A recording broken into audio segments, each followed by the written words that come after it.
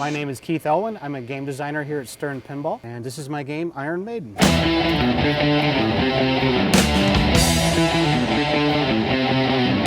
How you would hear about Keith Elwin if you got into playing pinball, you would hear that, hey, there's this player who's won, 7 world pinball championships. He can keep like 4 balls on one flipper and then play pinball with the other. He always is completely in control. I started playing in tournaments when I was around 20 years old. I qualified, I did really well. I've been doing tournaments ever since. I've always stuck with it. And then I had an opportunity to make it, and I said, yeah. Okay, he's done everything there is to do in competitive pinball, and now he's taking what he knows and he's bringing it to designing pinball machines. This is my first game. I was hired to do this design, and that's where it was born. Yeah, so I'm a mechanical designer. His name's Harrison. So this was his first professional pinball design. And as soon as I got in the door, I was on the ground running, working on this project. Our software engineer, Rick Nagel, he was brought on to kind of handle programming all the rules that I had come up with for this game. I'm the technical muscle for Keith's pinball knowledge.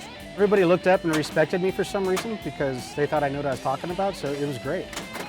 We're working in the shadow of some giants here at Stern, so we really had to make a splash on our first game. So, rookies.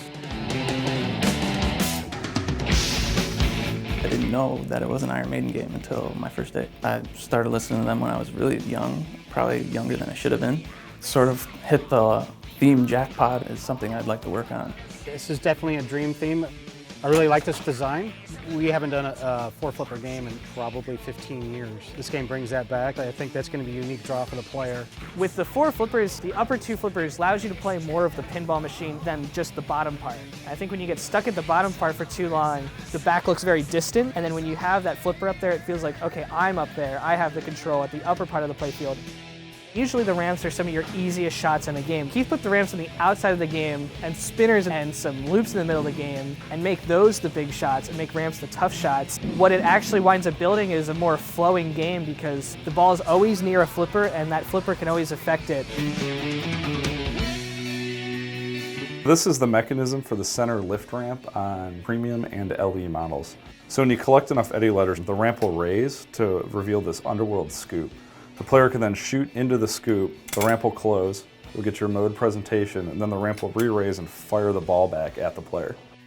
I would approach Harrison with my napkin scribbling, and then he would ask me for a CAD file. He would turn it into a SolidWorks file, and then we'd prototype it.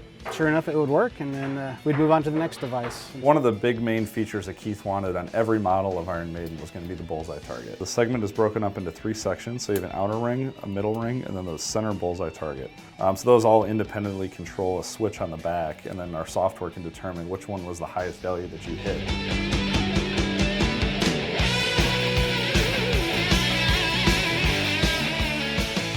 The premium offers more kinetic satisfaction because the devices are more interactive. So Keith's big thing during the development of this game was to make sure that he was kinetically satisfied, and for the longest time I had to figure out what that meant.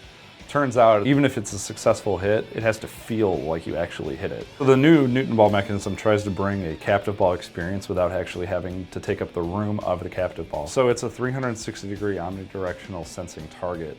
Kinetic satisfaction.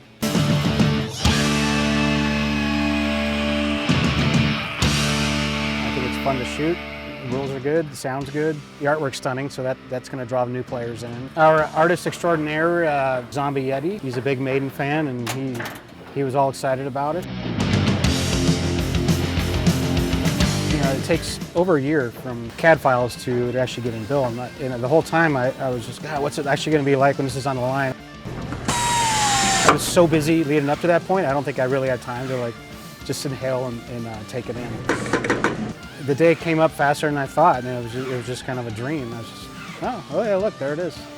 And it is very cool to walk down the line and see something you built, getting shipped off to Italy, Germany, and all these other places they're going right now.